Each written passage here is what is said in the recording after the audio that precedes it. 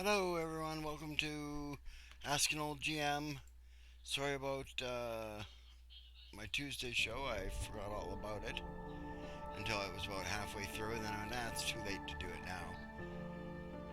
Alright, so you haven't seen me since basically last Saturday.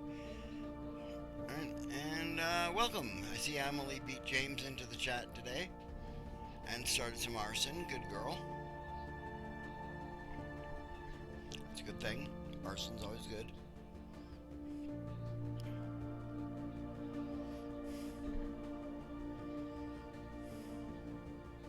Am I loud enough?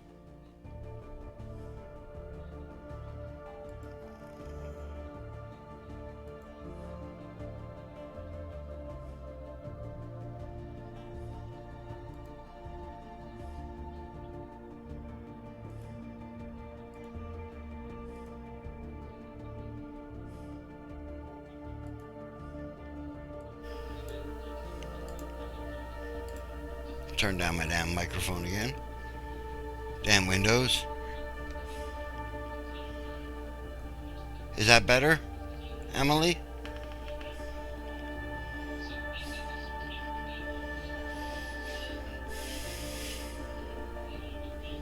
Yeah, thanks. Hello, Pride Ascending. Hello, Satrium.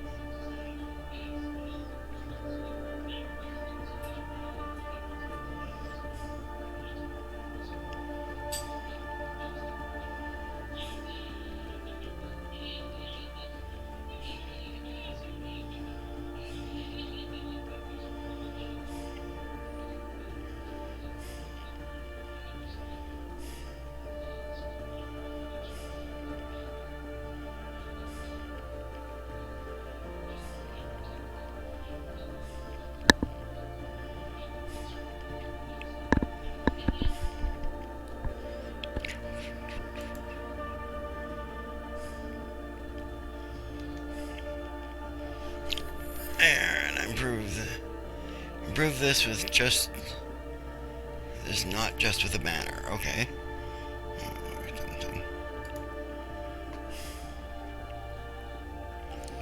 Okay, well, let's take a look at it.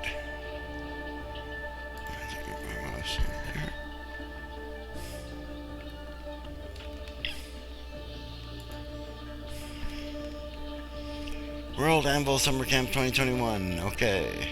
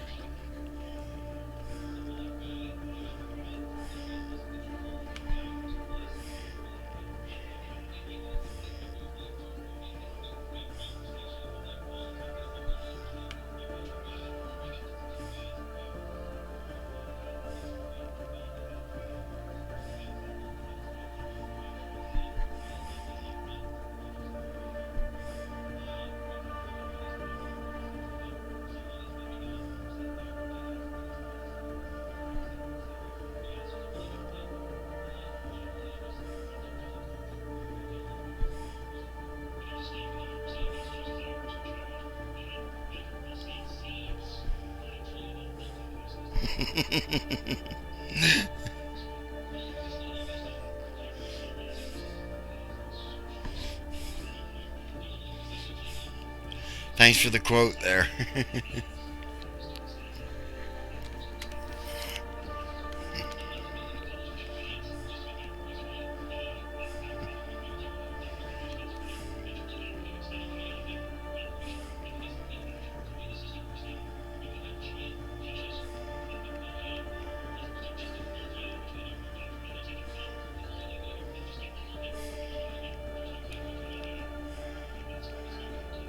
A nosy royal waterfowl. I don't know, Barbarossa. What is that?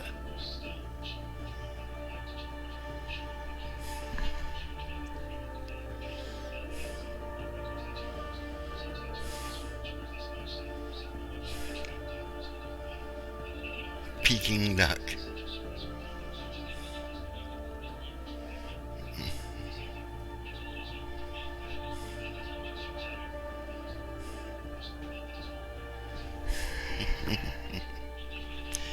You're a strange man, Sparkles. I love you.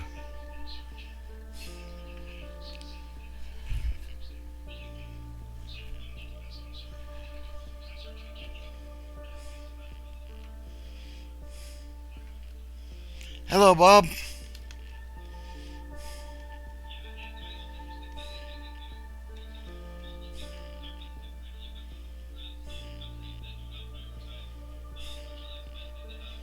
The world is strange. Sparkles is a strange and crazy place where nobody should be alone. Especially not in my head. Even I shouldn't be alone in there. That's a crazy place.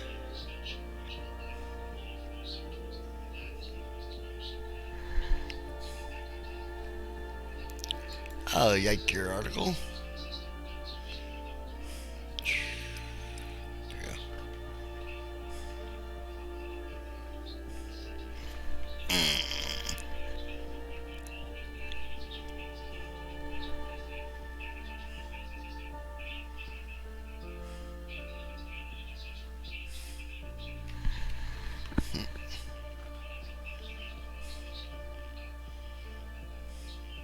I think quicklings are your new favorite little critter. I noticed you used one in your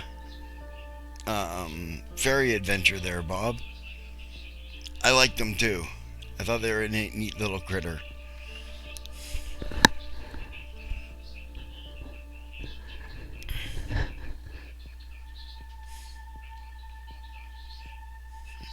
The rifle verse. That's cool.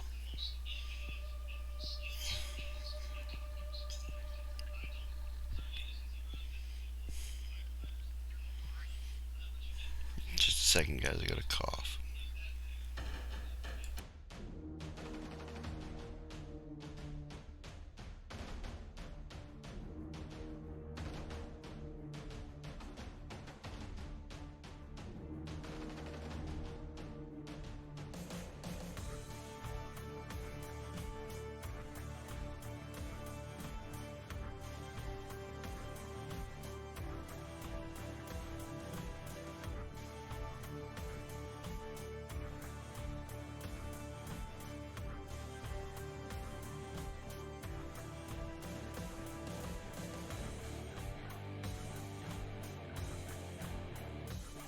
Are there any elves in the party, Satrium?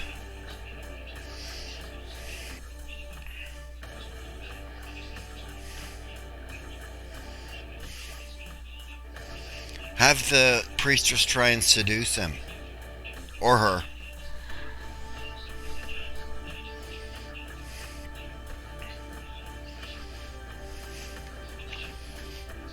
It'll freak him out. Hey, Stretch.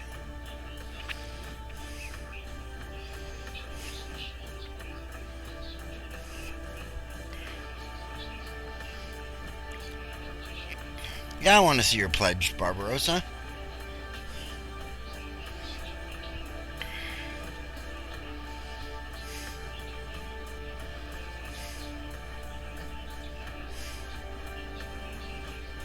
Oh, okay. Well,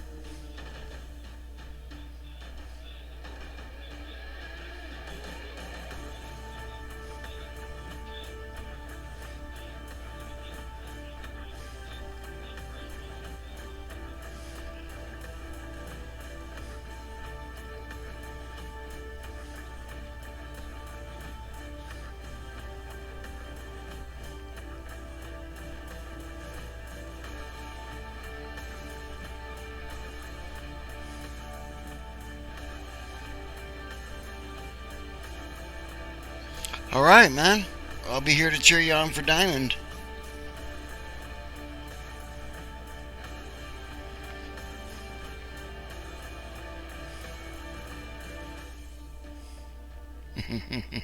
That's fun.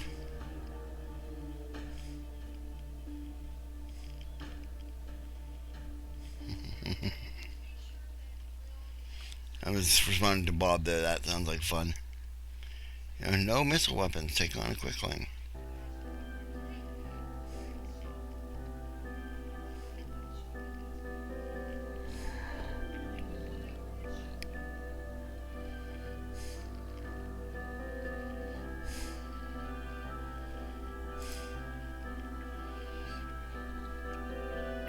So in case you don't know, and you live under a rock, that up there, there, is our Kickstarter. See, we're Kickstartering the Elves book. A Few Good Elves.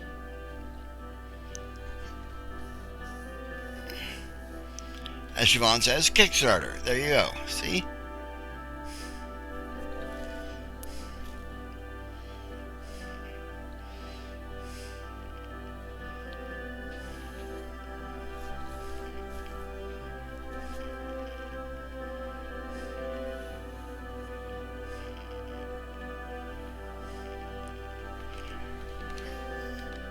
Oh yeah, I'm missing some things. Things are going by fast.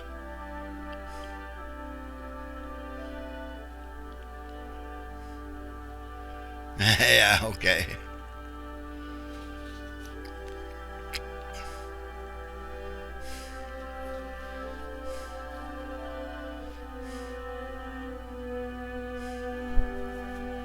Hey, no worries, Barbarossa. Just spread the word. It's all good.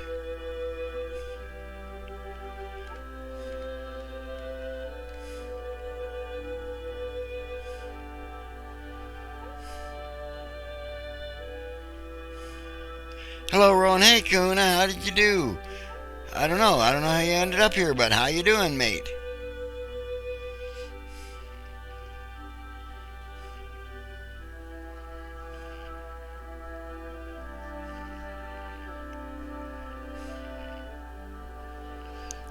Yes, I summoned you, Kahuna.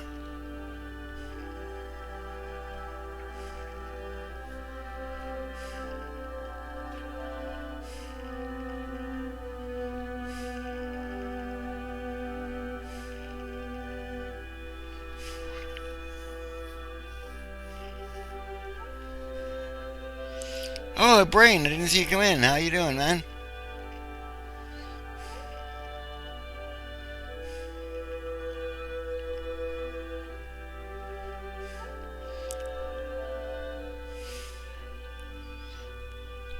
So welcome to my Ask an Old Gem stream, Kahuna. I don't think I've ever seen you here. Ah, thanks for the sub, mate. That's awesome of you. We're just basically passing money back and forth.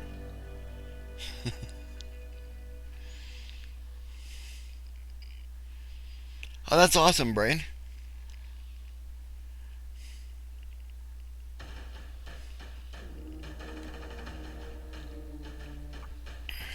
Yeah, I hear you, man. Once or twice a long time ago.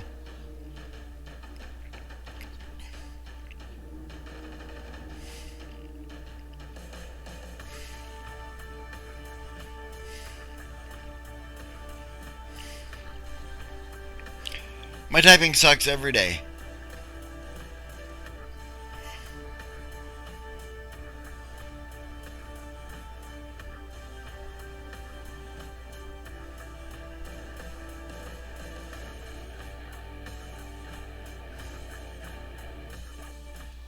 So does my talking?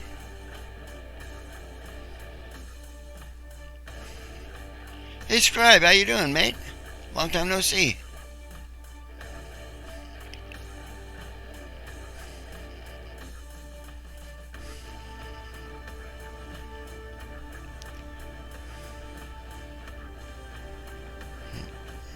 I'll show you a hard time, girl. I'll turn you over my knee.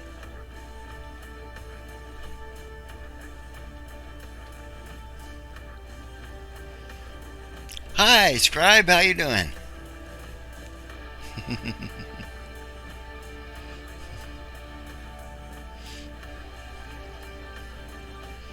Yeah, I know you would, Siobhan, so that's why I wouldn't do it. You know what the saddest says when the masochist says hit me, right?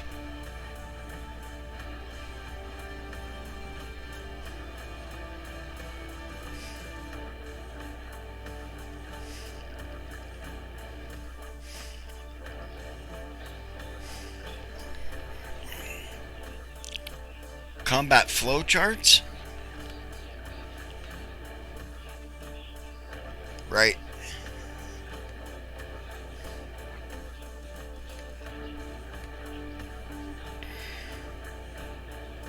Combat flowchart.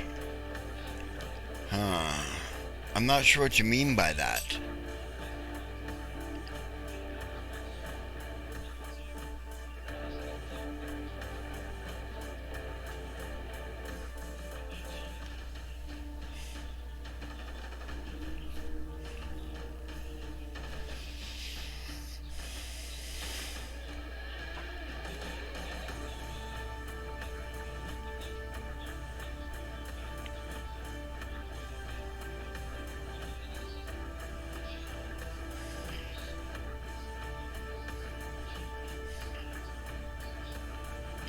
What game system, Brain?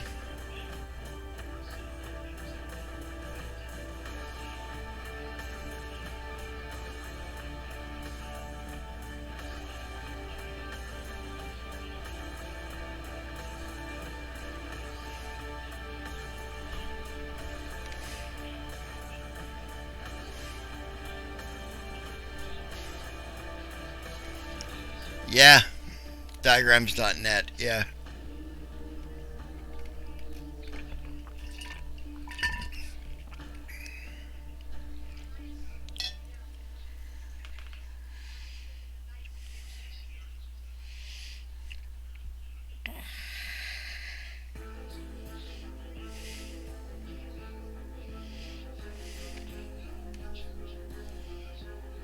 Sherwood website that can do military formations on a battle map.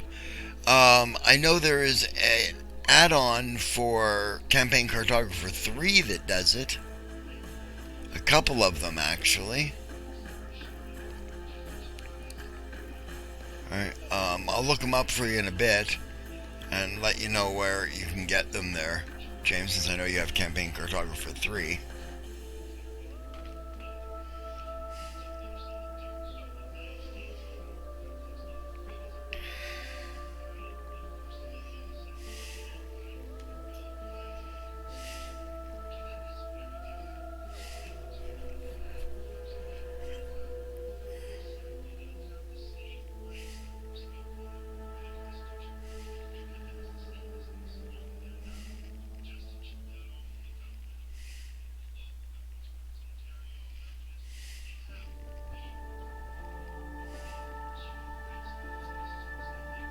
There you go. Ask and you shall receive, brain. Well, screw you.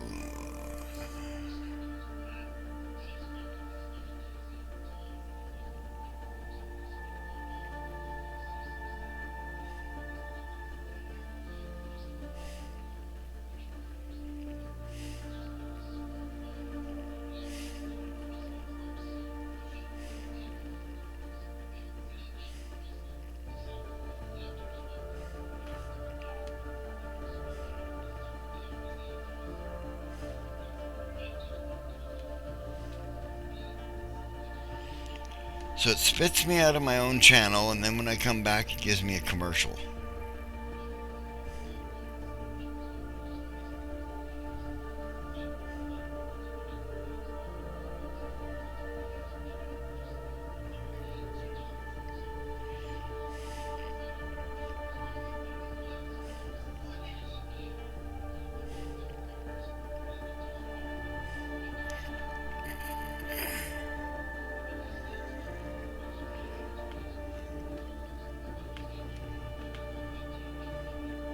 Nice, brain.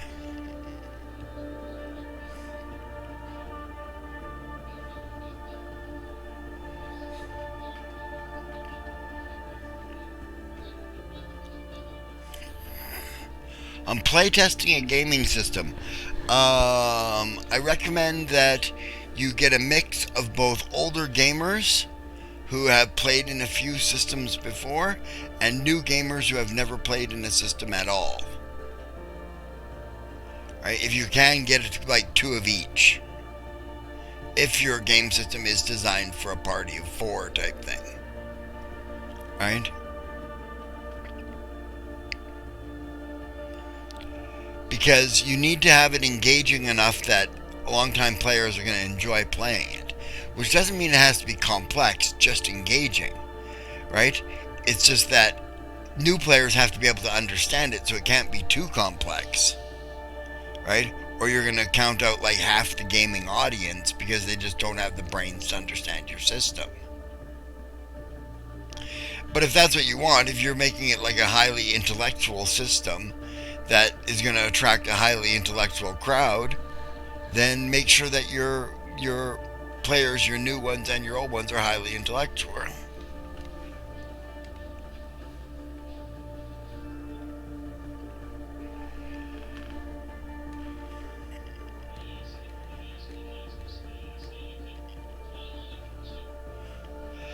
Actually, the party of 4 was more popular earlier because you had, well, you had party of 5 first, I suppose, but then you had party of 4 when you had fighter, cleric, wizard, thief. Right? Party of 5 was when you had fighter, wizard, cleric, elf, halfling.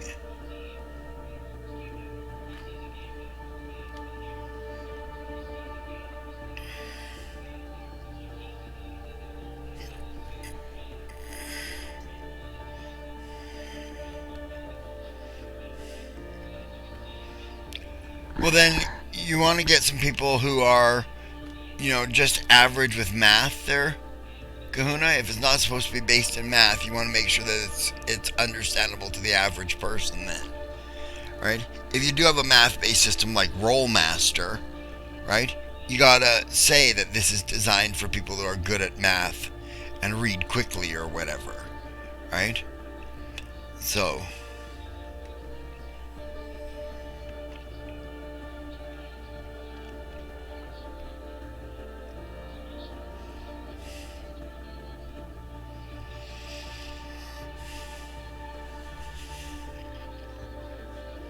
that's why I don't do dungeon crawls, Siobhan. Because they don't work unless you have a balanced party.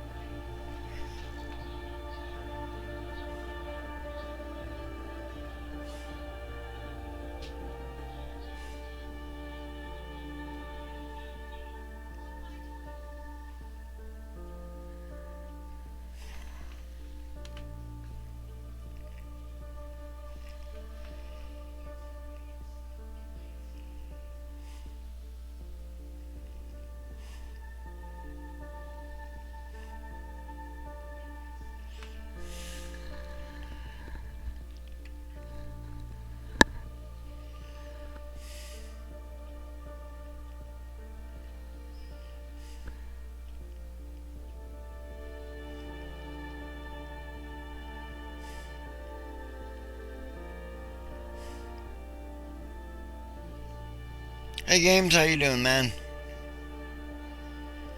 IR Gooder.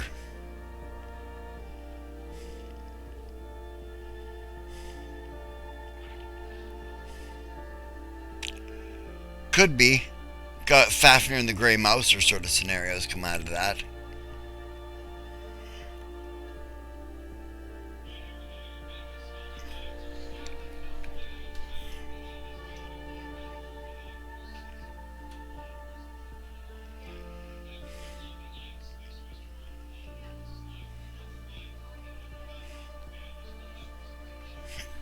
Oh yeah? You got put at risk of redundancy?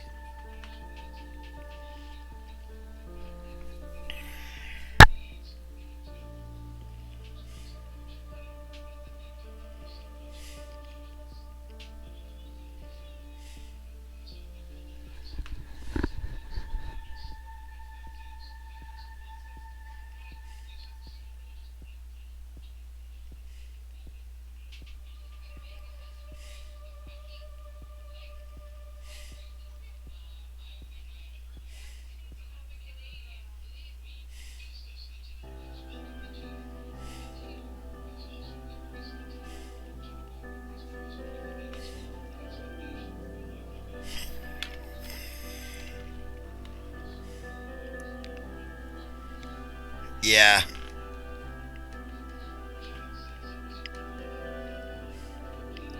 I'm getting burnt out on Pathfinder, to be honest with you.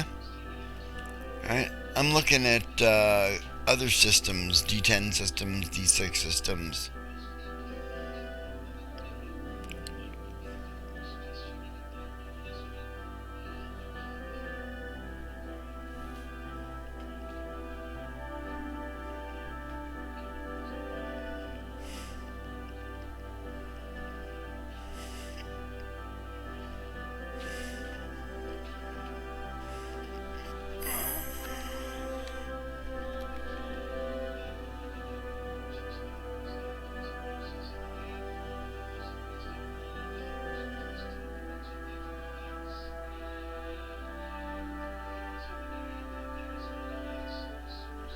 Ah, fuck, that's just stupid, their games.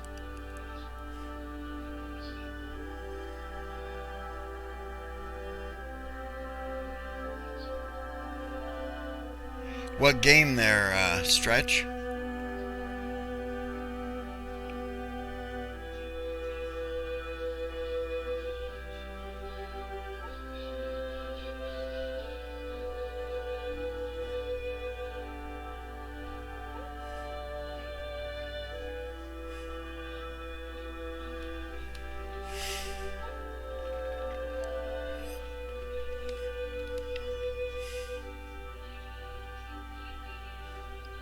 Hmm.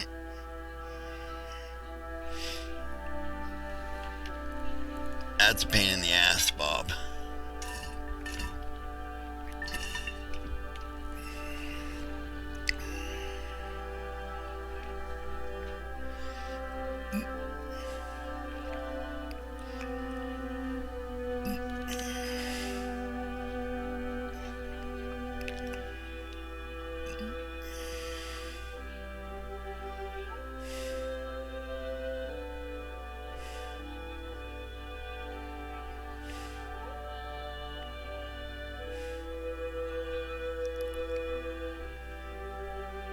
Yeah, it's strange. Games Gem. D&D 5th. Stretch.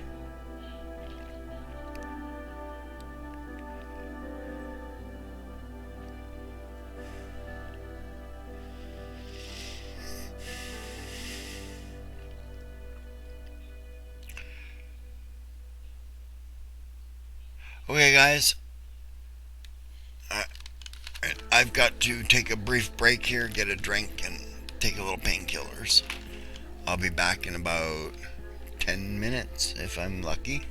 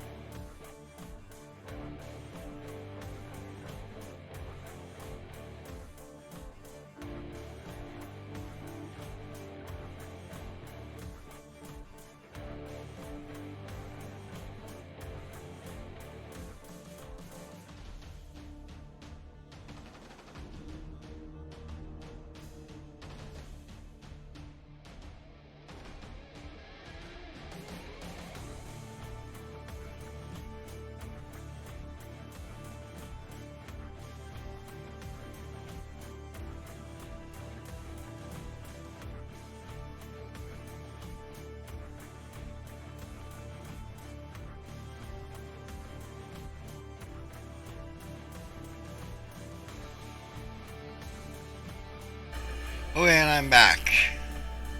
I don't know. I don't know how it works either. I can't get it to work, so. Alright.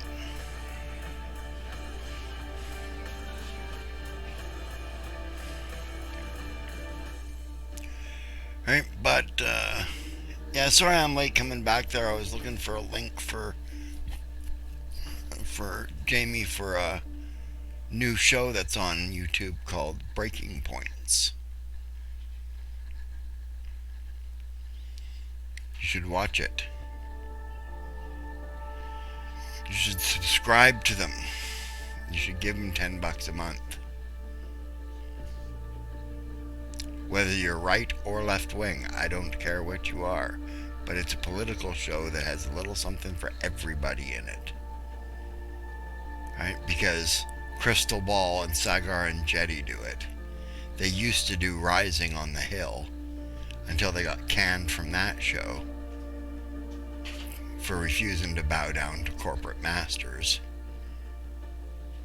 And, yeah, now they do Breaking Points.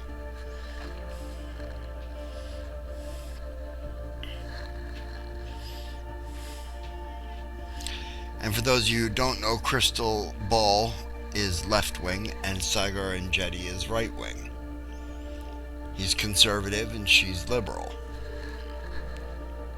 And he's a Republican, she's a Democrat. Neither one of them support Trump. Or Biden. So there you go.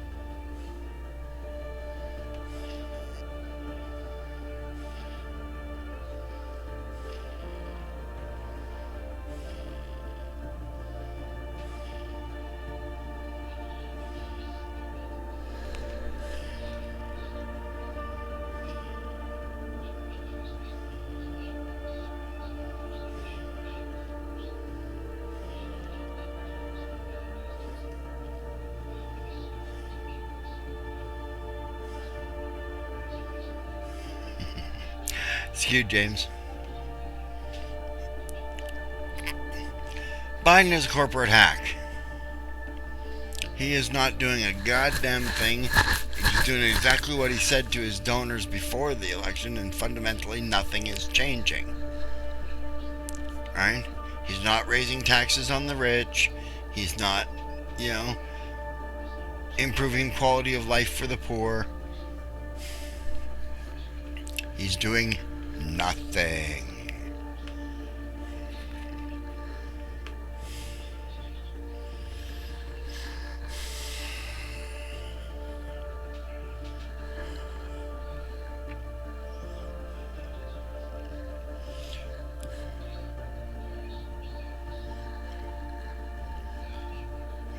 But there's two American political shows I recommend you watch if you want to keep up on American politics, and they are Breaking Points with Sagar and Crystal, alright, and TYT, Young Turks. Right, that'll give you a very left-wing perspective. I'll agree with that, but it's at least a true left-wing perspective. They don't deny that they're left-wing. Alright?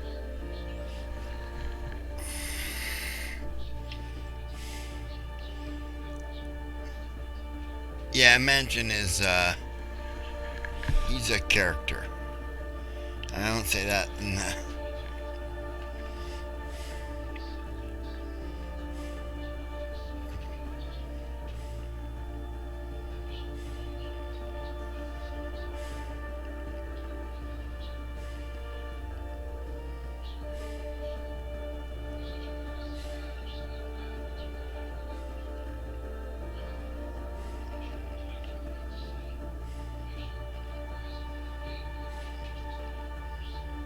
Oh, that's absolutely true, Struts. Corporations running countries now. You know, there's so much money in politics that.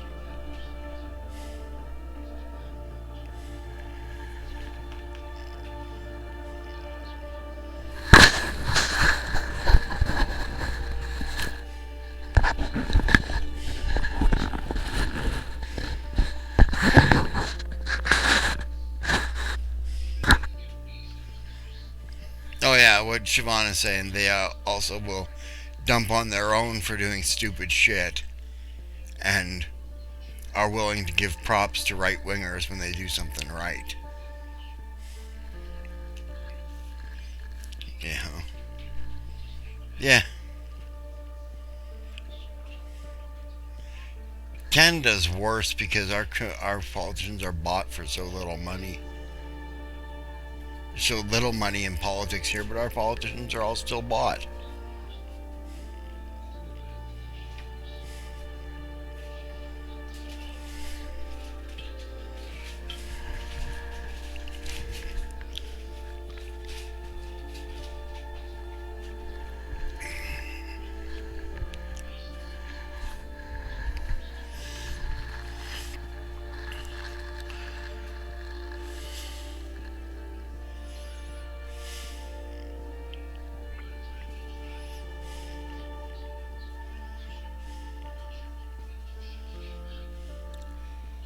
I got like a bunch of tobacco for you here, there, Siobhan. I was expecting to give it to you when you went home from Mum's place, but I didn't get it. I forgot to give it to them when they brought your car back.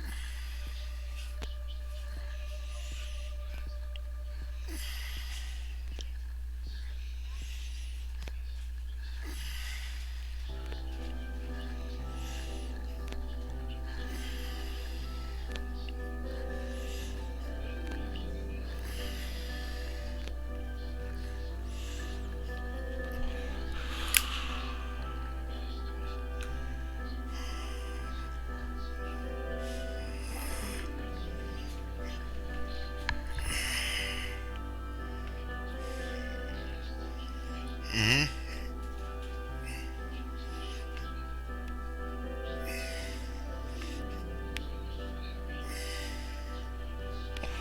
Well, I can't drive to you. There's the problem. I don't know if you could drive to here, but if you could, I could give you this tobacco. And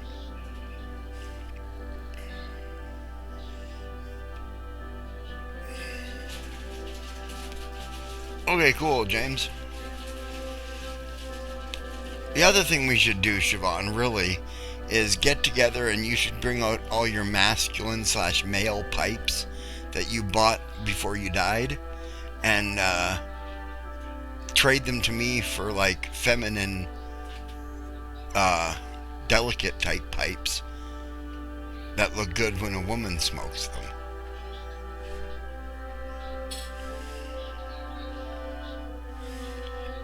I got a few. You know, some of them look good when women smoke them, anyways. Like calabashes, they just look good when a woman smokes them, right? Of course, you don't give up the Mersham. Mersham looks good when a woman smokes it.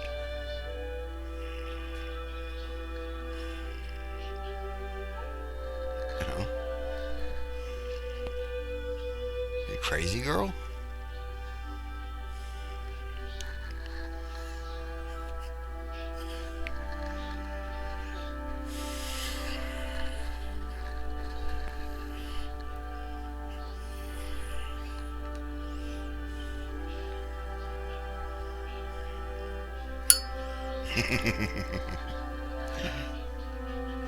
It's like Cassius. He told everyone that it was Chica's bike.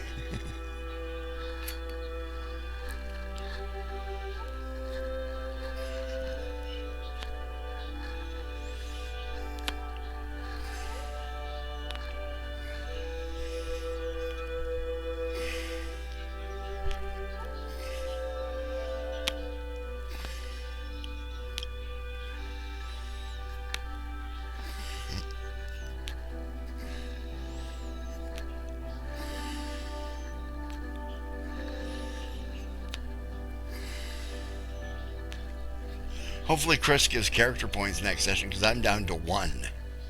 One character point after that.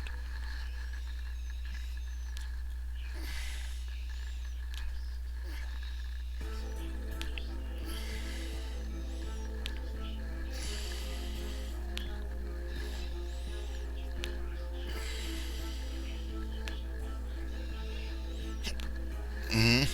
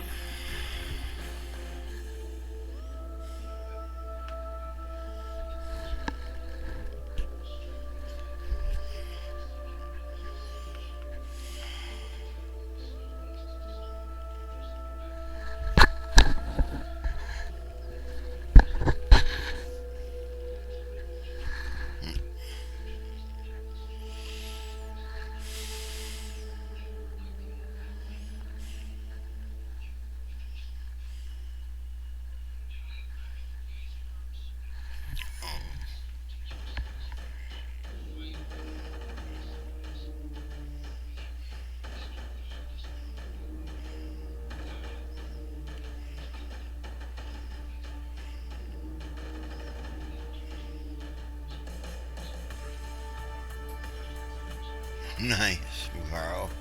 Just nice.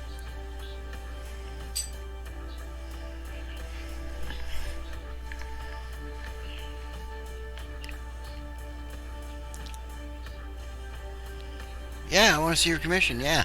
Yeah.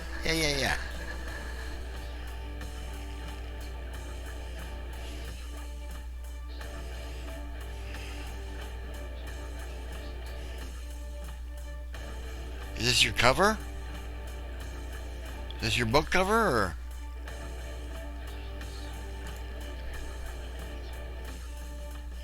Ah, that's awesome. We gotta show that off.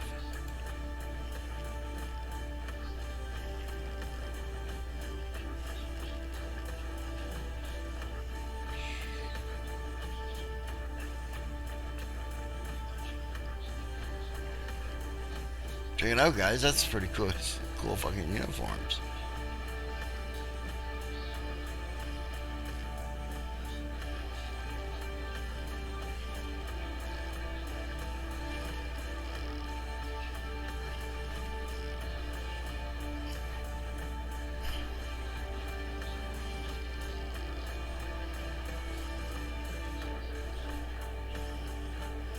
Yeah, so who did the work for you?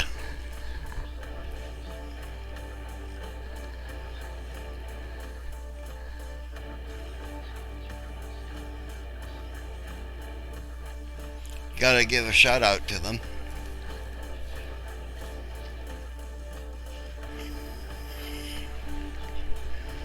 And Vivian Meow, she got a they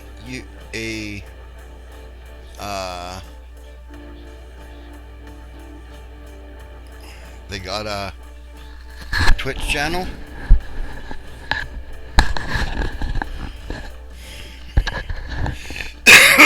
Sorry.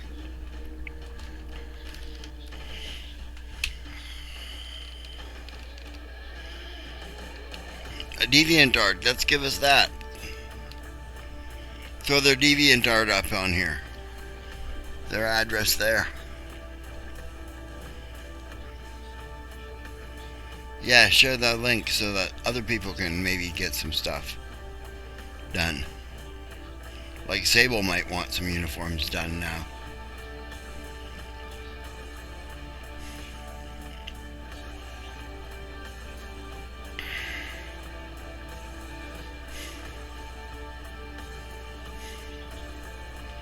Okay, deviantart.com, Vivian Meow.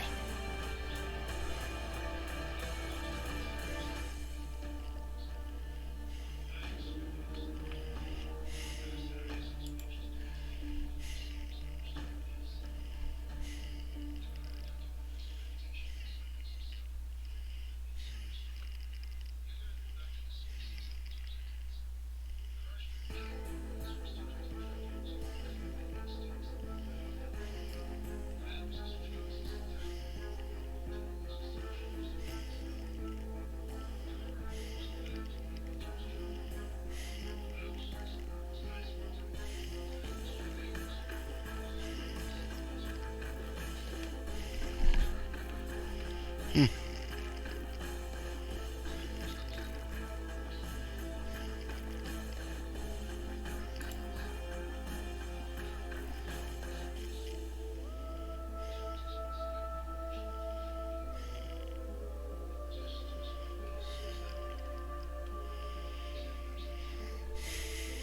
Yeah, check her out, guys.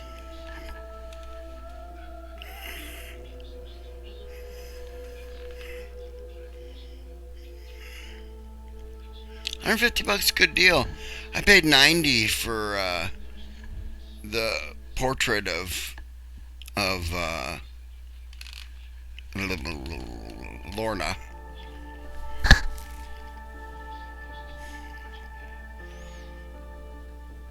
It is 37 Celsius in your friggin' house there, Moonflower.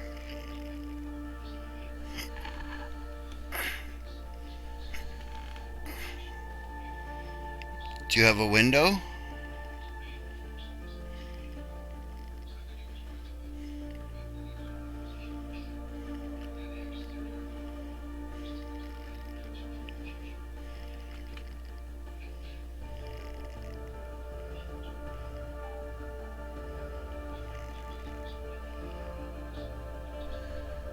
Do you have a window? I'd be tempted to defenestrate myself out at that temperature.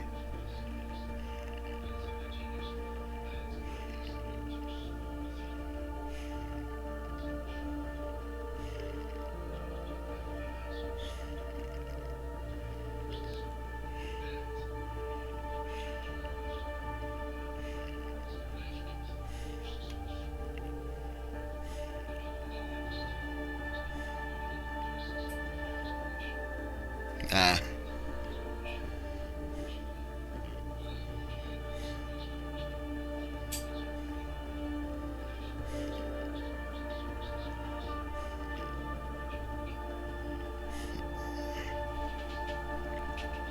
yeah, that's different depending on where you are in the world, whether you call it the first floor or the ground floor.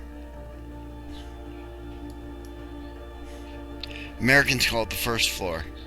Europeans call it the ground floor. At least I'm given to understand that from my mapping software.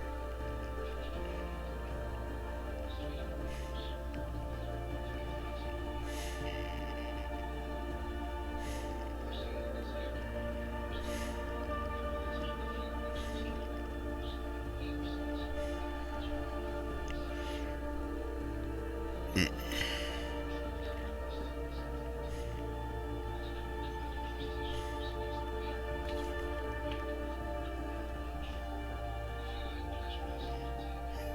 Yeah.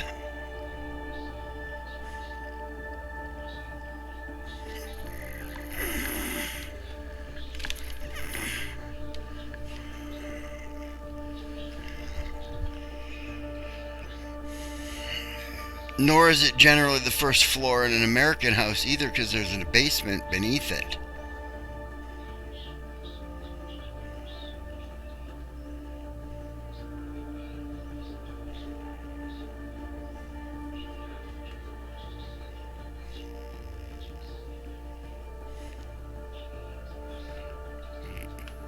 But it's not the first floor in an American house either. It's the first non-basement floor.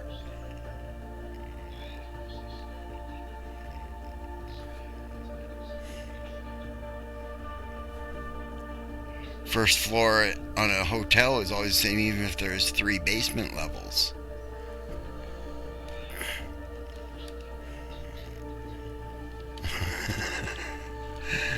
Maybe according to you, but not according to map naming conventions.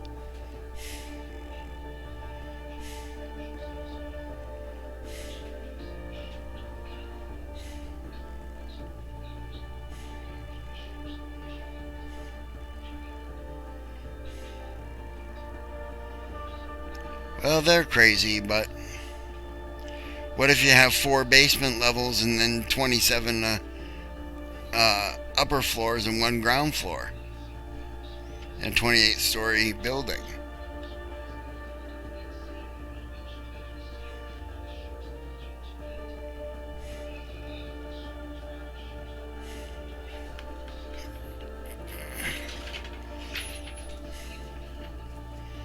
Hello, babe. Yeah.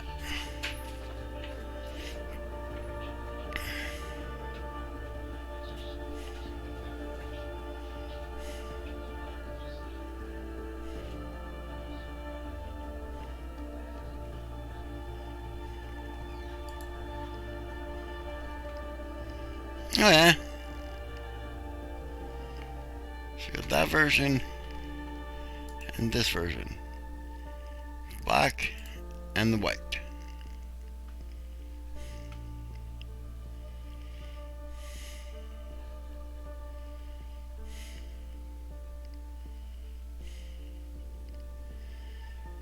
Interestingly enough, they are really dark for uniforms of the period.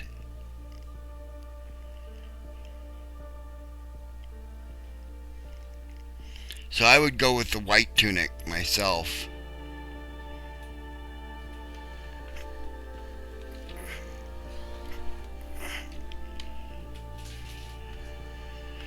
Alright, James, you be a European and you go to bed, but first you go peeing in the bathroom.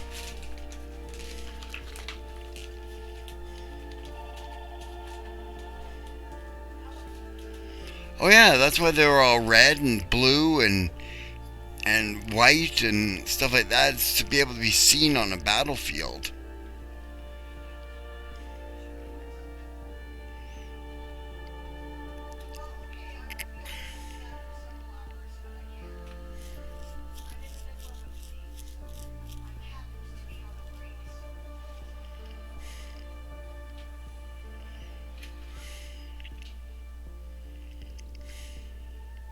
Yeah, no, it is. I like it too.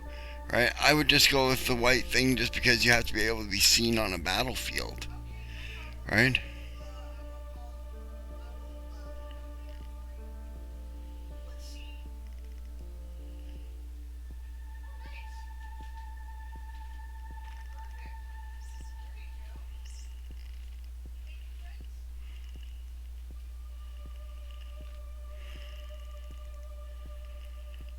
Well, you see, the difference is that snipers played an entirely different role during the Napoleonic Wars era, Siobhan.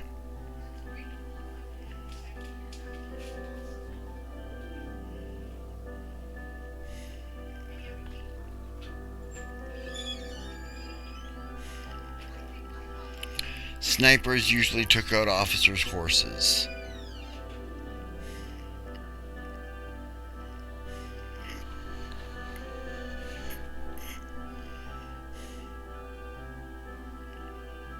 Yeah.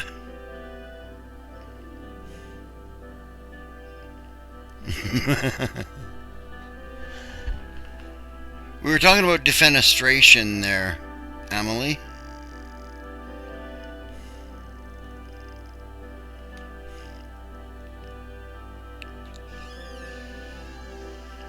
Yeah, it does make the uniform pop more. You're absolutely right, Barbarossa. That's why I would use it. Because you don't have the benefit of radios on the battlefield. When you're 100 meters down from your general and the cannons are blaring, all right, and people are firing, and you're looking across and you're going, is that one of our guys coming back or is that one of their guys coming with a bayonet? You want to know whose uniform you're in.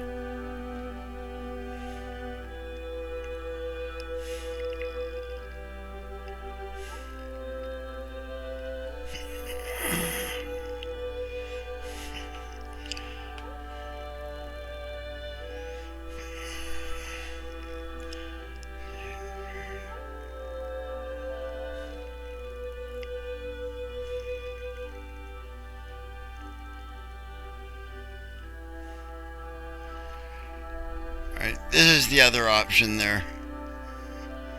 Moonflower.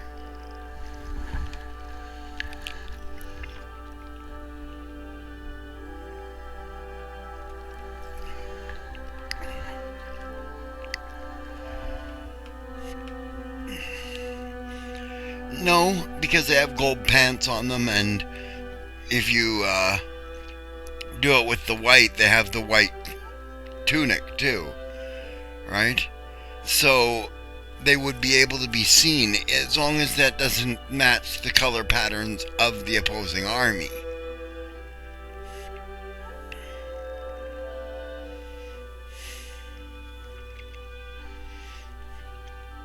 Right?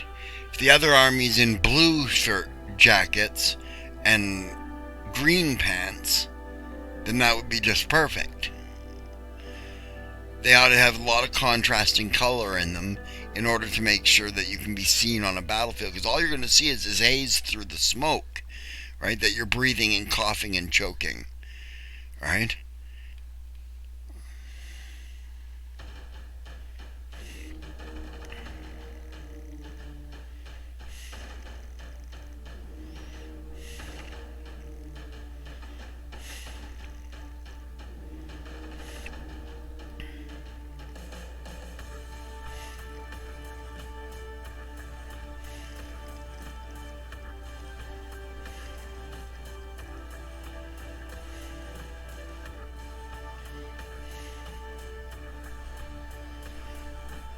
Just a second.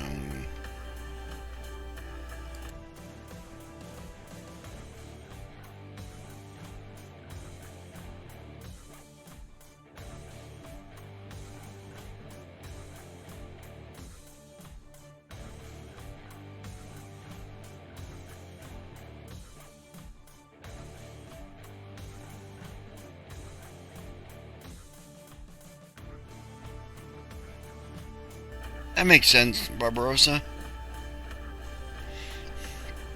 If your other side ain't using firearms yet, they don't have to be as seen.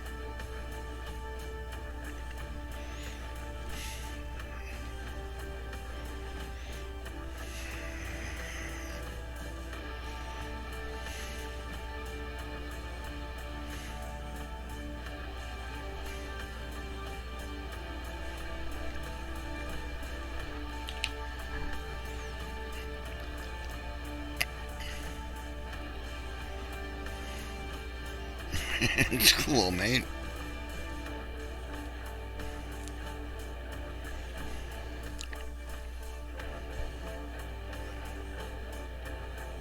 No. If you put the white on them, it's just fine. Like I said, as long as their own guys can recognize them as they're coming back. Right? You don't want them shooting their own guys. Right? And the big thing about early firearms is there was a lot of smoke on the field. A lot. Right? And it rained constantly because the smoke would draw in all the moisture, and so it'd be smoke and rain and mud and shit and blood and, you know,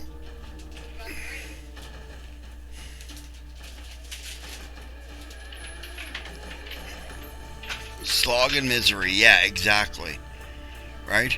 That's why all the battlefields were muddy, because it rained all the time on them because of all the cannon smoke.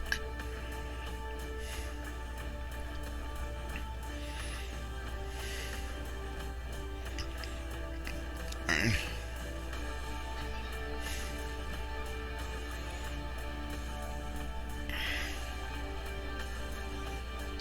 In World War One element, if you're adding elements of World War One, then these are good uniforms for that too, because in World War One they started switching to smokeless powder. Right?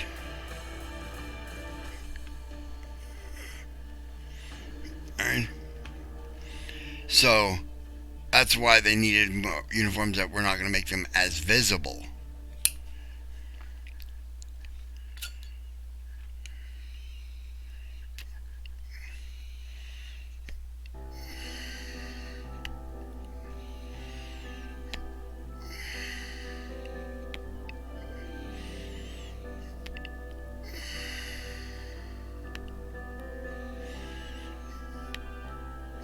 Glad I could help, mate.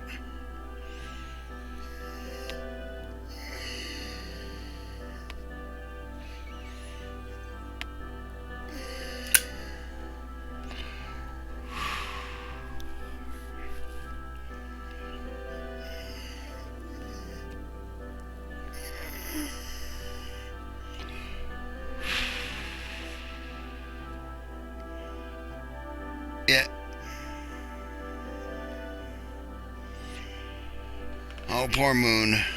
Everyone said cold vibes to Moon. Maybe it'll start to rain where she is or something.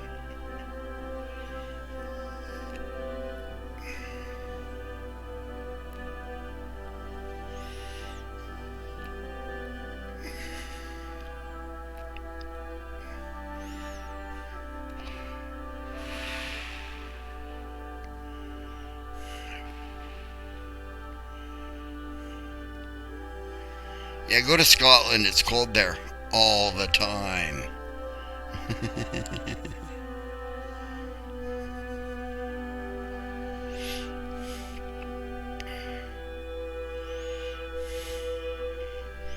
I don't know how hot it is in my house. I think it's about 27 degrees. And that's way too hot for me.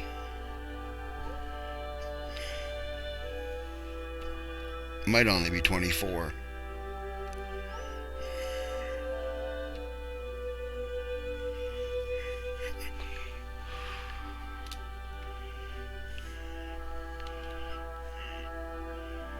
Oh, shitful.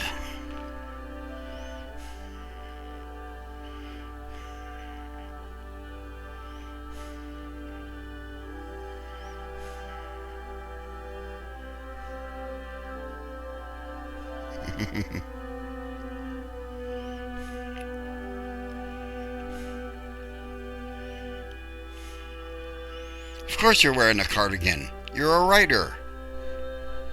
It's like uniform, isn't it? Skull of Torment, no.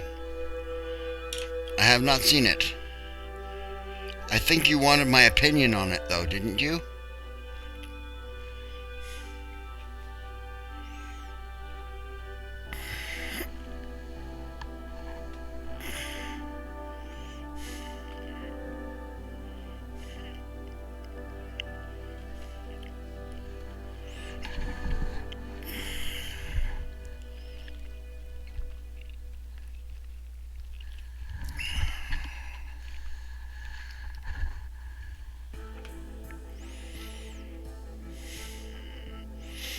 Ah, okay.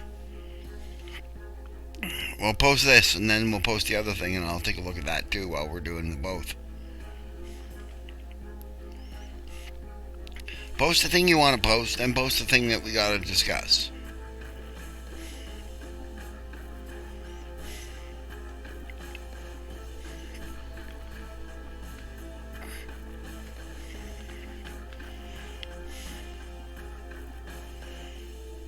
The skull. Whoa. What? No picture? You couldn't find a picture of a skull?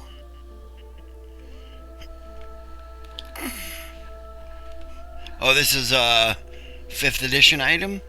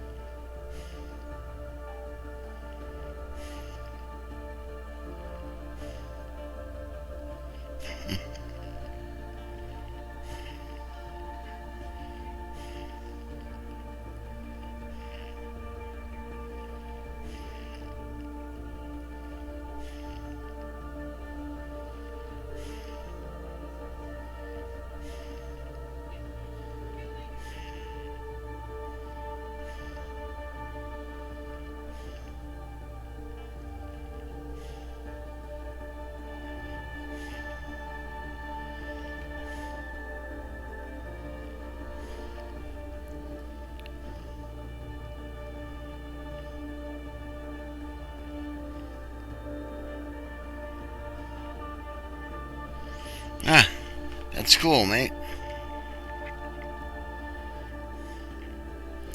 That's awesome. A legendary, wondrous, cursed item. Does nothing good.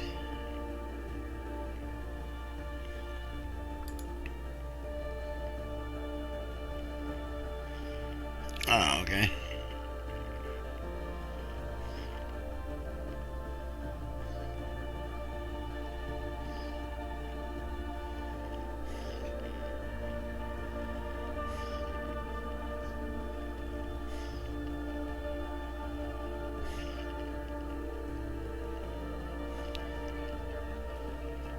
Okay. Yeah, that's silly. We should put that in as an option for cursed item.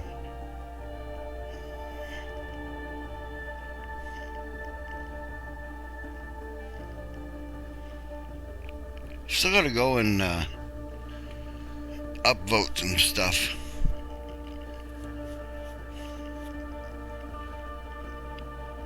Somebody did one the other day I was supposed to upvote and I haven't upvoted it yet. Might have been yesterday or the day before.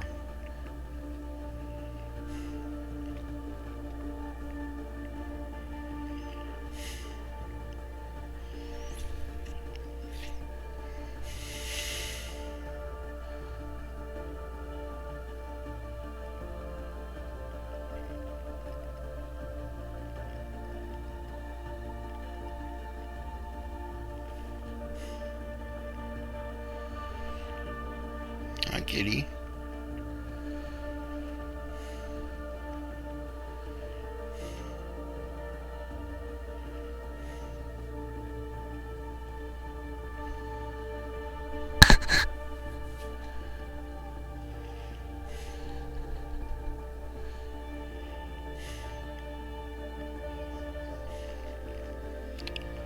Okay. Rock Lamprey, that's the one you wanted my opinion on?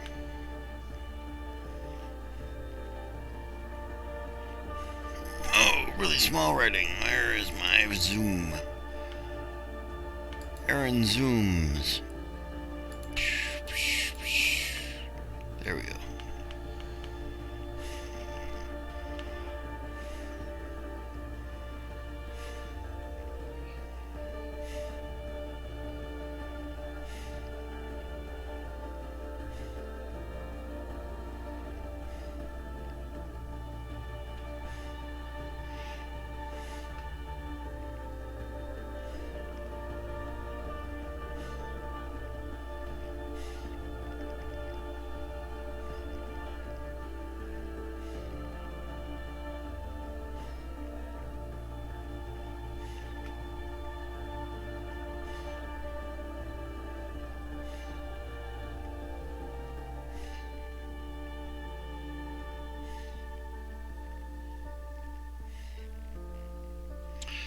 Typo here or there.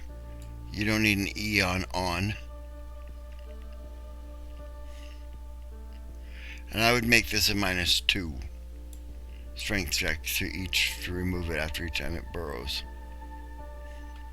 Myself. But that's just me.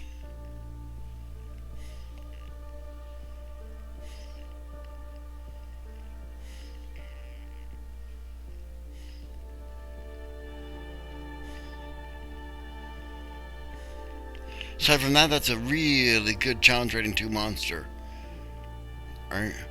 That's gonna... Okay, what you gotta think about is for challenge rating 2, is it gonna take off 20% of the resources of a second level party?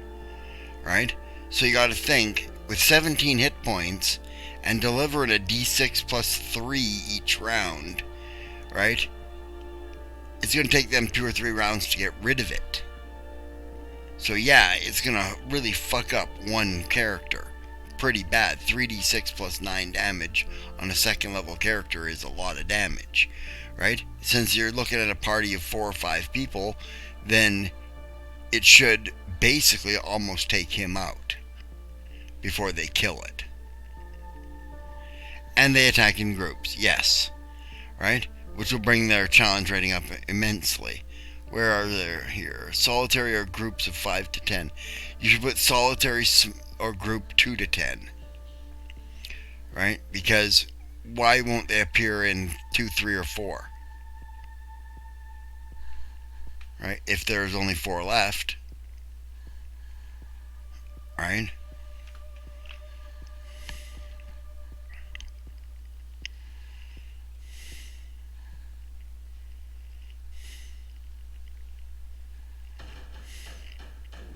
Right. Okay. Let's take a refresh. Refresh.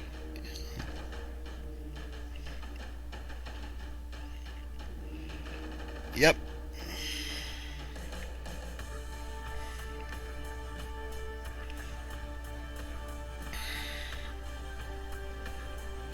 Nice. I like it, Stretch.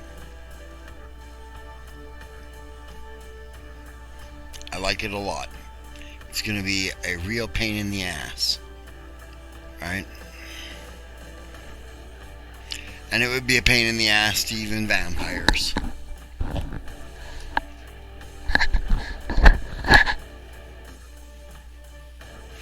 Yeah. Pain in the ass or pain in the arm or the chest or the wherever it decides it's born into.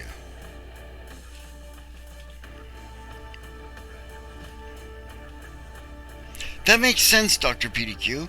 If they're in a group of 4, they can summon Captain Planet. I always thought that they should have made the Mexican kid with the heart thing, you know, like a Teotl priest. You know, standing on the top of a pyramid with somebody's heart in his hand, yelling "Heart!" I mean, after all, he's Mexican, right?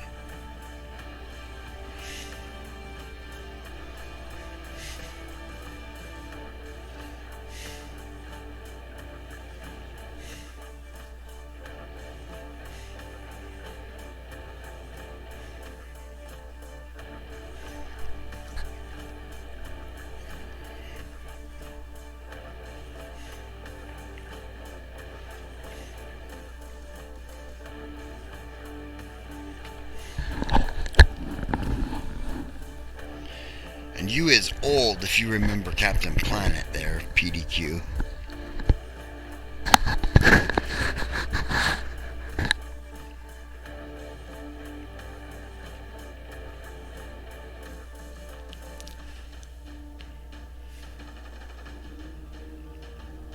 That's not that old. You must have been little when that came on. I'm pretty old for it.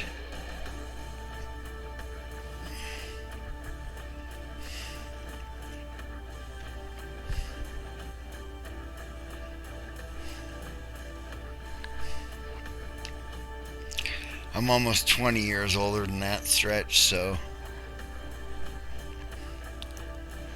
I am an old man, only outaged by Kahuna and Bob.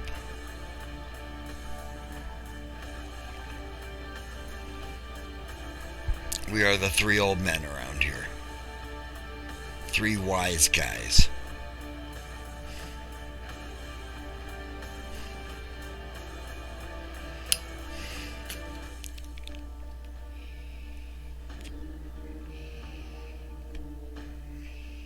She's not a guy.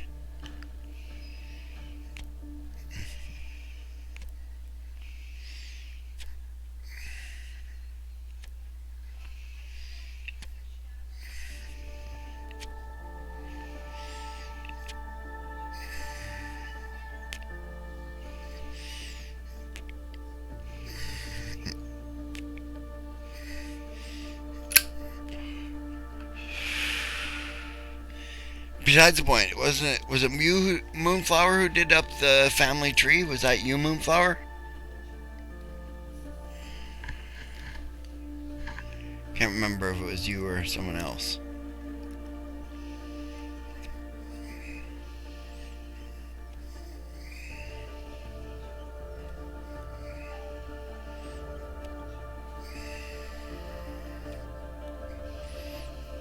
They named me as the evil stepfather in it.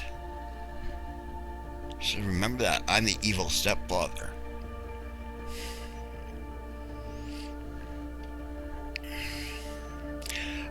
Is Moon still here? You still here, Moon?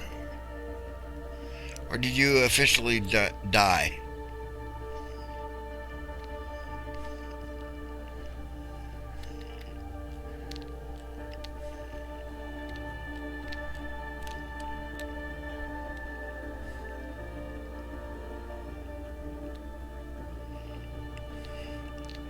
No, she wouldn't run.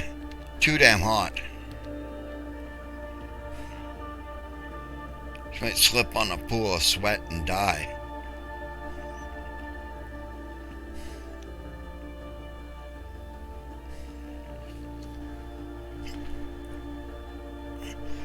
MIA, okay. I wanted to ask her something, but...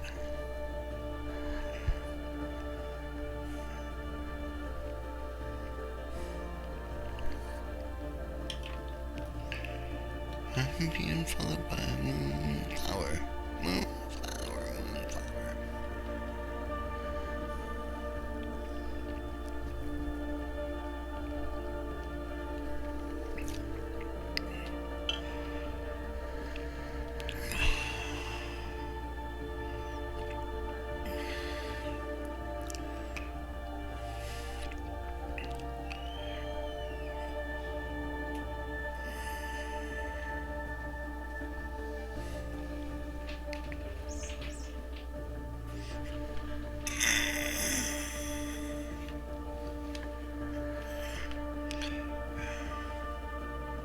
Am I trying to get upgraded from Evil Stepdaddy? No, I want to know if she wants me to do that up in an ancestry chart for her.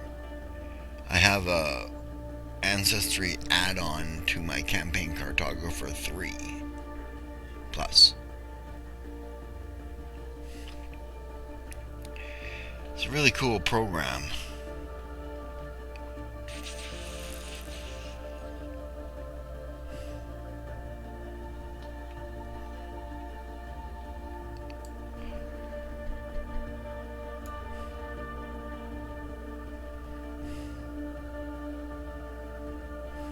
See?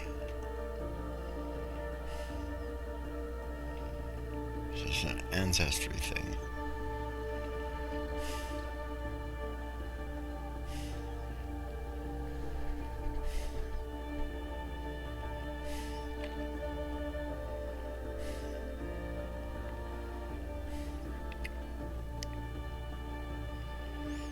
Yep.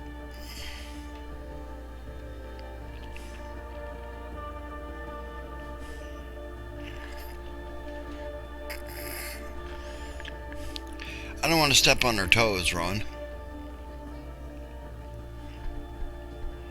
The hell? Why did you group with my other group?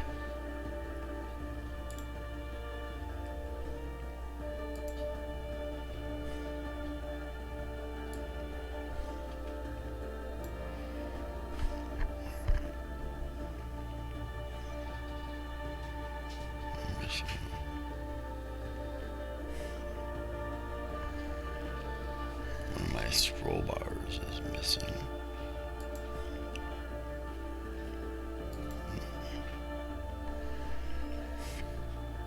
Okay.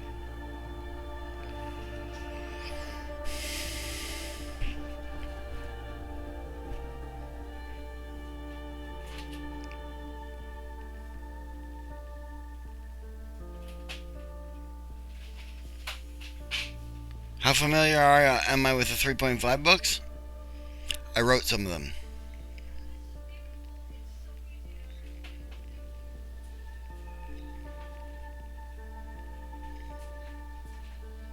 Well, that ain't true. I wrote a lot of stuff in Dragon Magazine, but...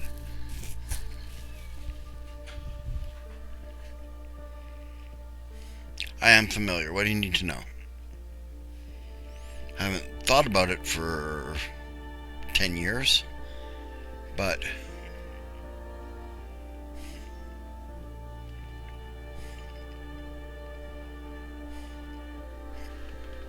Based on Sandstorm Frostburn. Okay. So you've got a desert, a tundra, and a ocean area.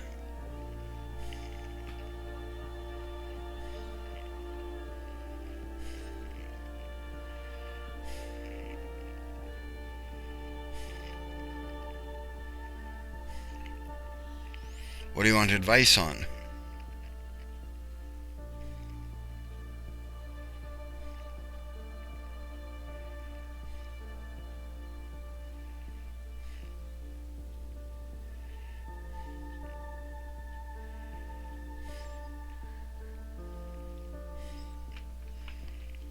Okay.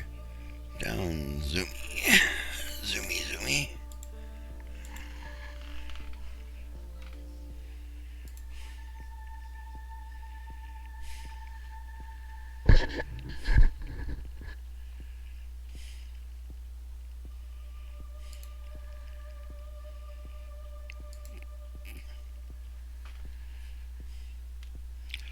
Okay, I forgot I did that. Up, zoomy, zoomy.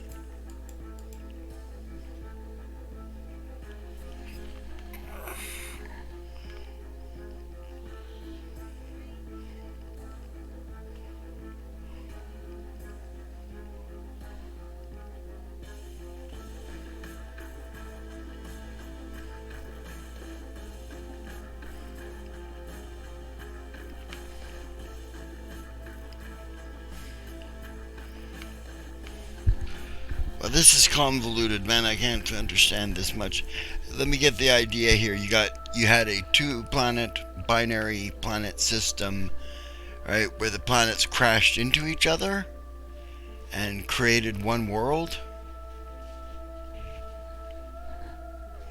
One was a desert, one was a ice world.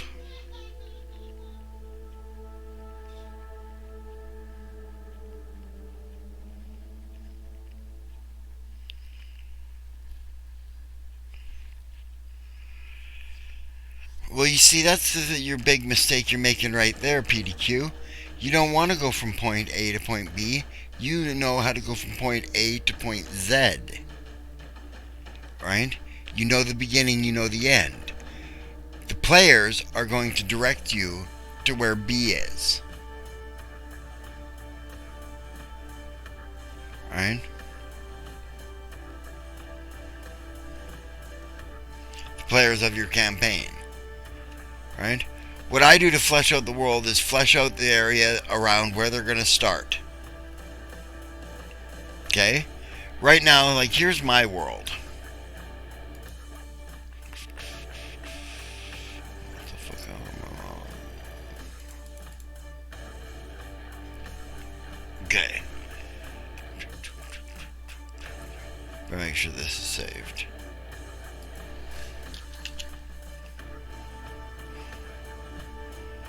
Okay. Now, right?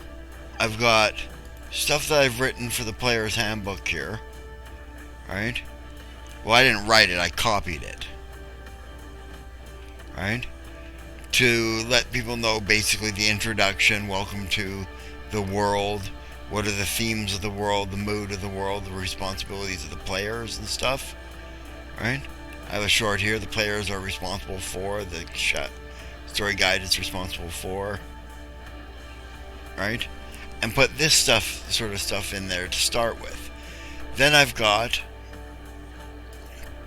right, under campaigns, the New Gods campaign, I have a couple of protagonists, Alexandria Vulcan and Jesse Phillipson, right? And if you click on them, then these are some of the characters that are going to take place. These are player characters, 2 of them that I've done up so far. Alright? Which is the next place you go. You get the player characters into World Amble. Right? Then, when you've got the area around when you've got the basics of the game, what the players need to know to play, and what their characters are, then you start fleshing out the area immediately around where they're going to start them. If they're going to start off with a hyperspace capable starship, then you want to be able to flesh out a few systems. If they're going to start out with a car and half a tank of gas, you only have to flesh out the area within about a 200-kilometer radius around their city that they're in, right? You know, just in case they decide, fuck it, we're leaving the city and going that way. right? You know, and if they have no means of transport when they start out, flesh out the immediate city. Right? When they gain a means of transport out of the city, then you start fleshing out where they're going. Right?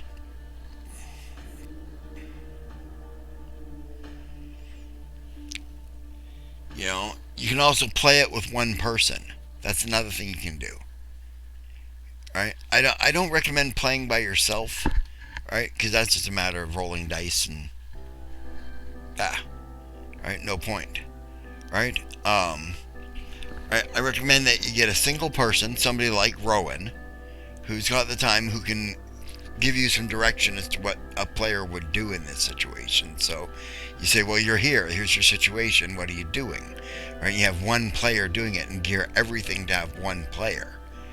Right? And that'll give you some ideas. Like if she says to you, well, this town that you put me in is boring. There's nothing going on here. You know that you have to build up some stuff in the town or they're just going to fuck off. Right? Yeah, Stretch will happily help you out. Right?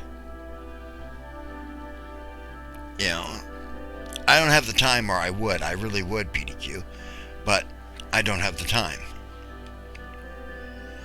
I'm thinking of I'm not thinking, I am dropping my game. Right? Sable's taking it over.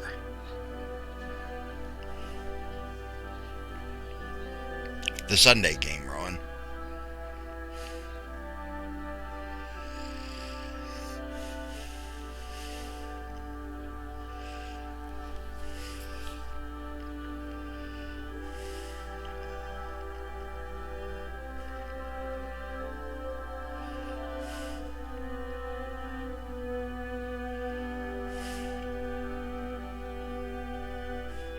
Hey, no problem, man. Anytime you need help, you just ask.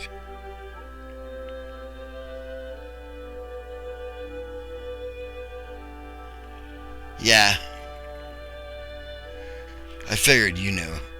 I'm just getting burnt out of Pathfinder, to be honest with you. Alright, that's why I haven't done any work on our world at our Adventurers Forge stuff, really. Just a little bit of background work. Because I'm just burnt on the system. I've been doing this system for 10 straight years. Right? You know?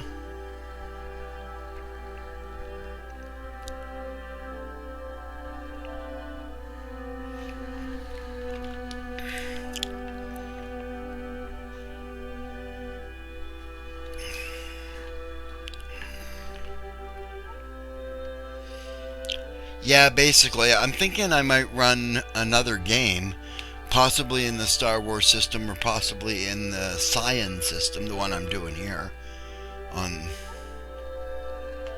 there. Alright,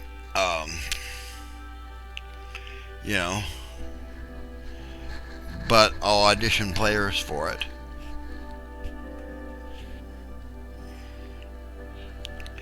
Because I think I'm going to limit it to about 6 players.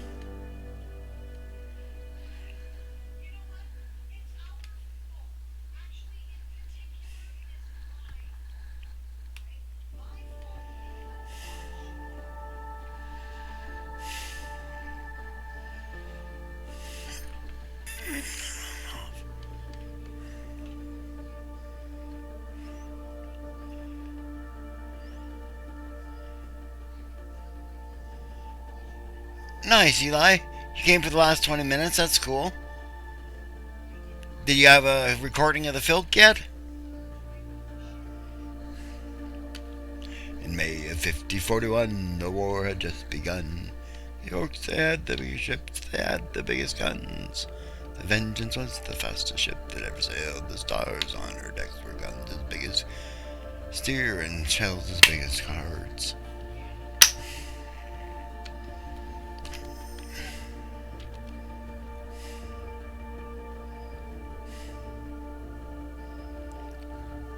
Yeah, I've done like literally 20 people in a game before, Stretch. Like, I've done a game actually where there was like 14 players and most of them were playing 2 characters. That's cool, Eli.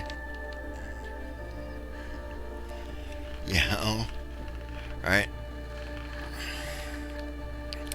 I've had players play the weirdest things in the weirdest games for me. I had somebody try and play the whole Marine unit from Aliens. They wanted to play every single character in it.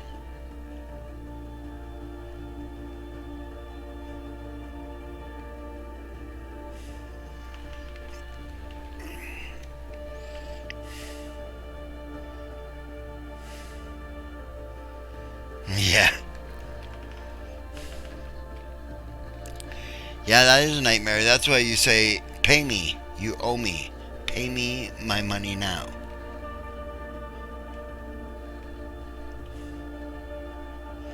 You see, that's why I do it on stream, right? Because people pay for our stream. People are paying me to game master this game.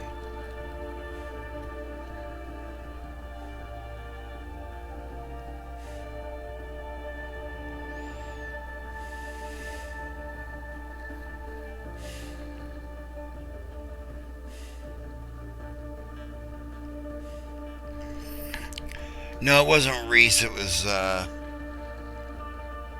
fuck, his name escapes me now. Ray Sutton.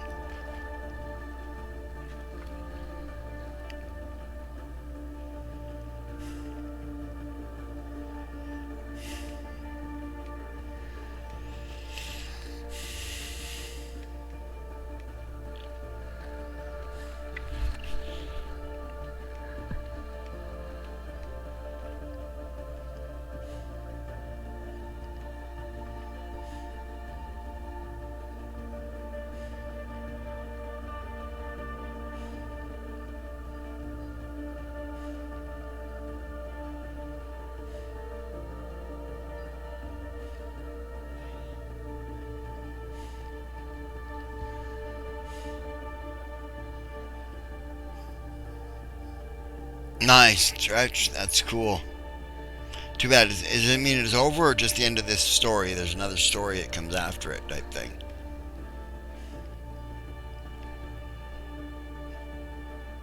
Is a story in a series, in other words.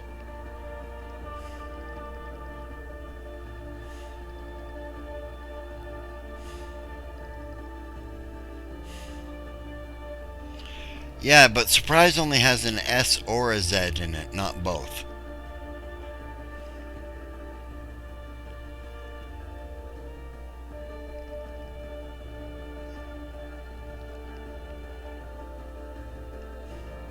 Yeah, Call of Cthulhu is a twitchy system. It's neat. If you haven't gone insane yet, then you've got room to expand.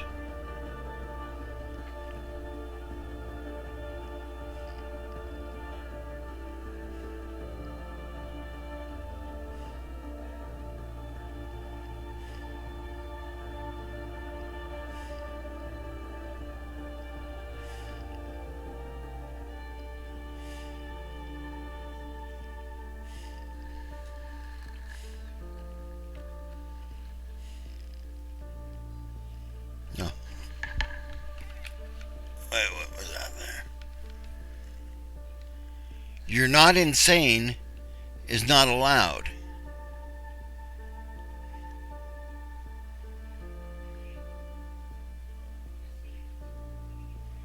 No game. As long as you still got sanity points left, you're doing fine.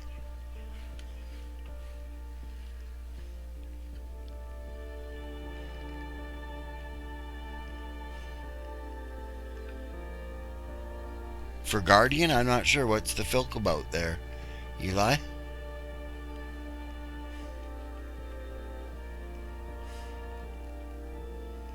Alright, I shall hydrate. Hail, hydrate.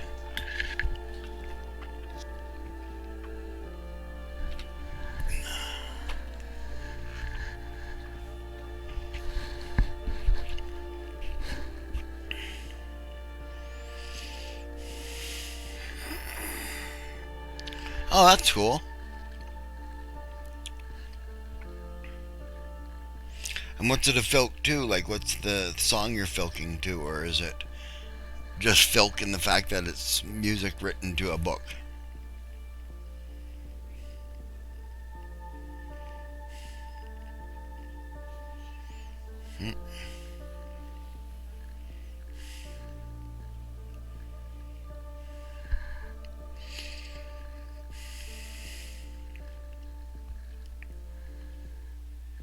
So Leonard Cohen's Hallelujah. Say there was a secret chord where David played to praise the Lord, but you don't really care for music, do ya?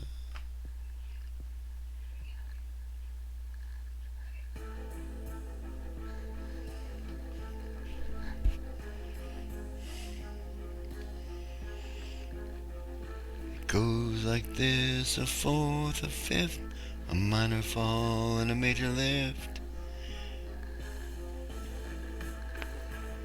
I don't remember the rest of that song, so. I do, but I don't sing it well, so.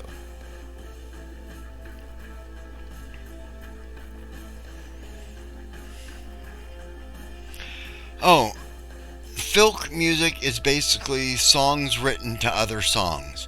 The earliest example we have of it in modern times is Henry VIII's Greensleeves. It was a song that he wrote lyrics to an older song to. Right?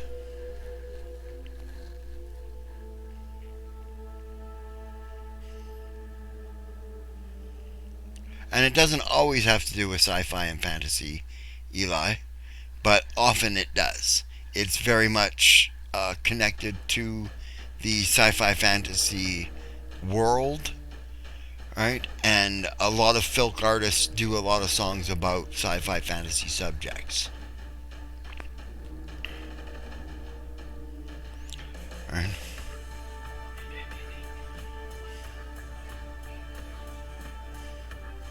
Yeah, I had it written, I'm sure, yeah. He wrote it like fucking Trump wrote Art of the Deal. Yeah.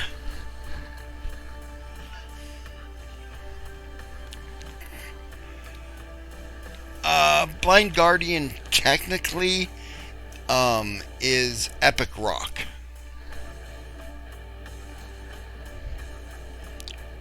Alright.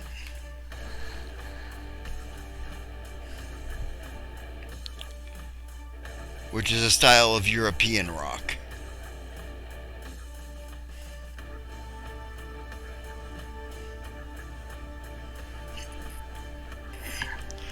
No, they don't. Only one album.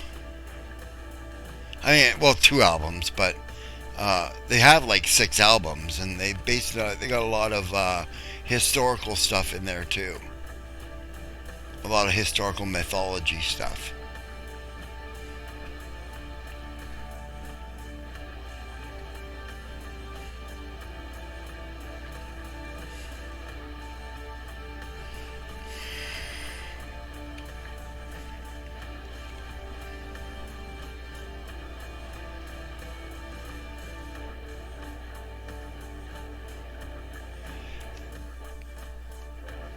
Uh, it's probably filk.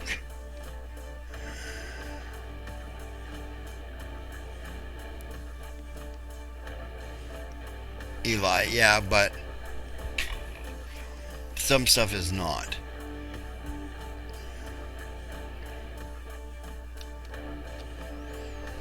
Right? For example, Standing on the Edge of Forever is not a filk song. Right? That's one that Avalon Burning did. Well, I don't know what they were calling themselves at the time, but Sable and Cal Ghidorah did. Right? It's all about Cthulhu and the Cthulhu mythos, but it's not filk. Right? It's epic goth metal. Right? Blind Guardian has a lot of stuff that is based on Lord of the Rings and the Silmarillion and stuff like that, and their stuff is epic metal. It's not filk.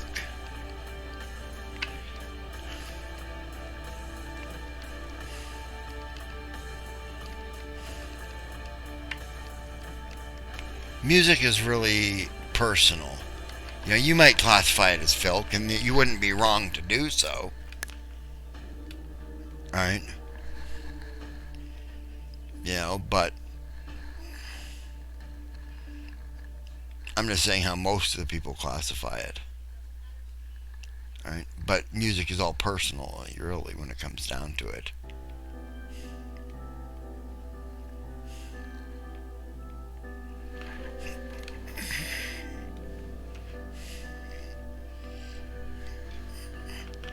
And you're friends with Rowan?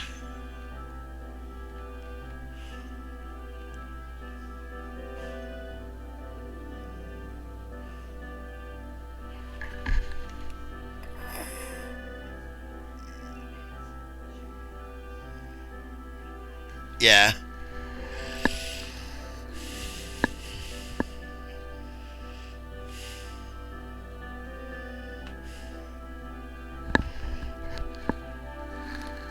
Yeah, I'm with you there, Eli. Rowan always listens to folk music. That's what she generally listens to. People like Heather Alexander. They don't really fall into folk, they fall into modern folk.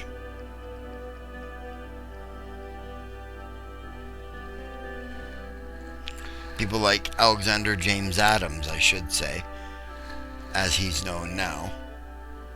Right? Heather Alexander being his dead name.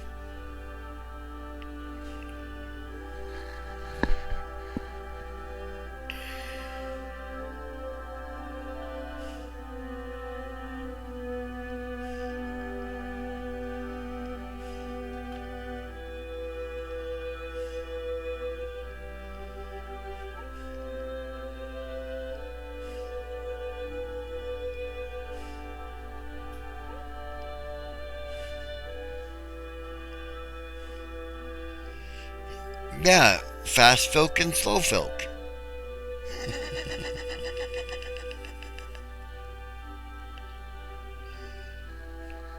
And some metal.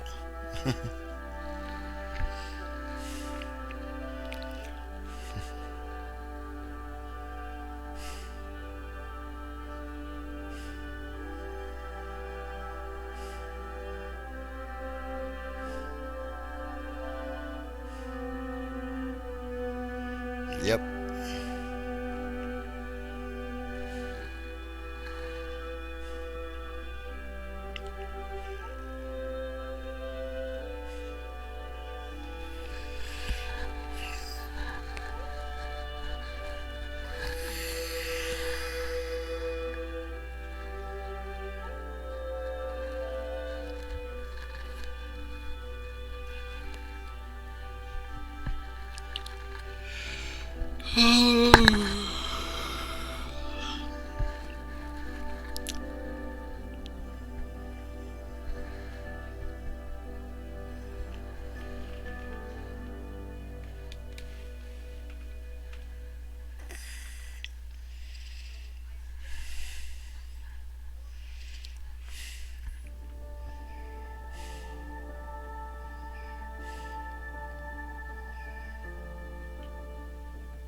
Nice, Eli. That's cool.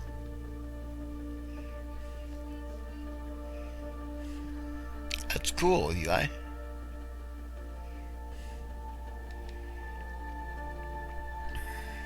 Now you just gotta get someone to record it for you, or record it yourself, one of the two.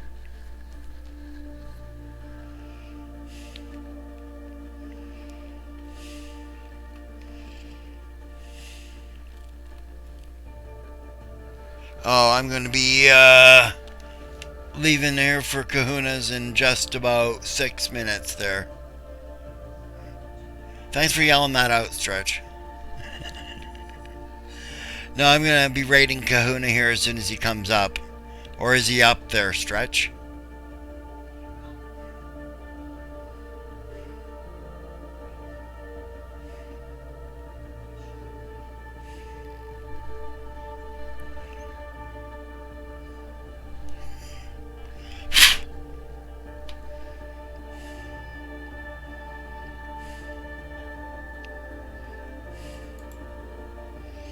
Okay, well, I'm back tomorrow for Right with Aaron.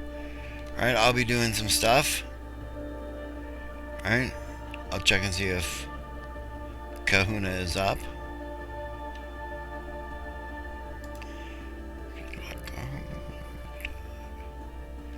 Kahuna the Elder.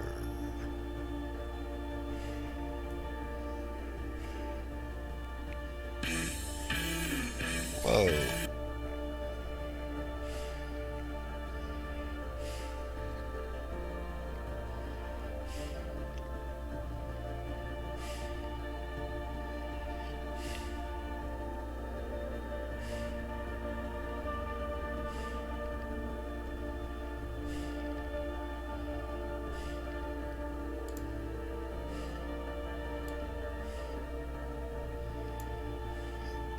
Okay.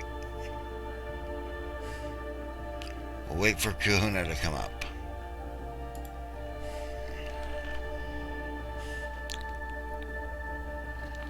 Kahuna is not up yet.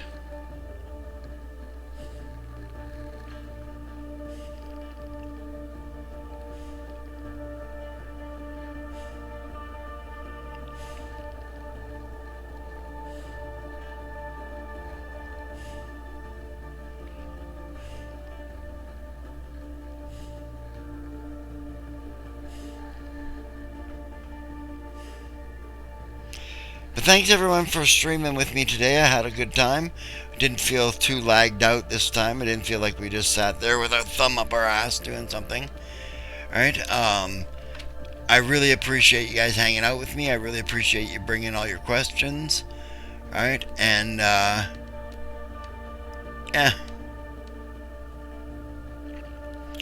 I will see you all tomorrow at 2 p.m. Pacific, 1400 hours Pacific. Alright, that's 1700 hours or 5 o'clock Eastern and 2200 hours or 10 o'clock in the UK. Alright, and that'll be a writing stream where we will try to get some writing done. I will do some showcases and things like that. Alright, and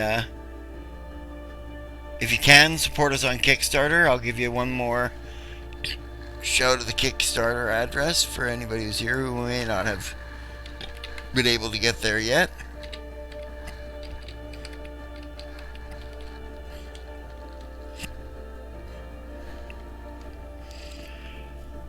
Alright, so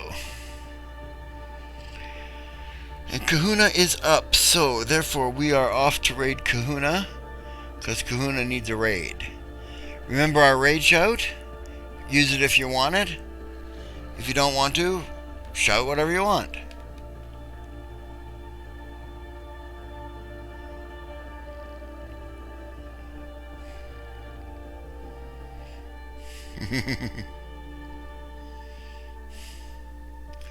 Thanks for the shout out there, Eli. And everyone support Eli too.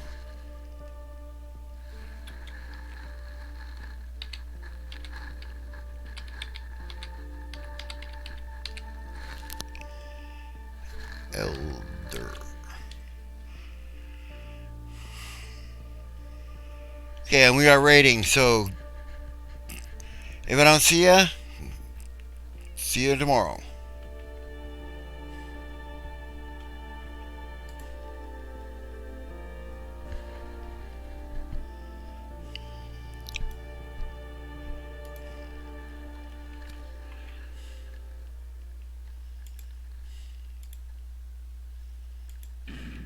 Hello! Welcome, my friends! Incoming raid! Here they come. All of them. Many of them. Some of them. They'll be here. Dr. PDQ, good morning! Good afternoon, all that stuff. Rowan, welcome!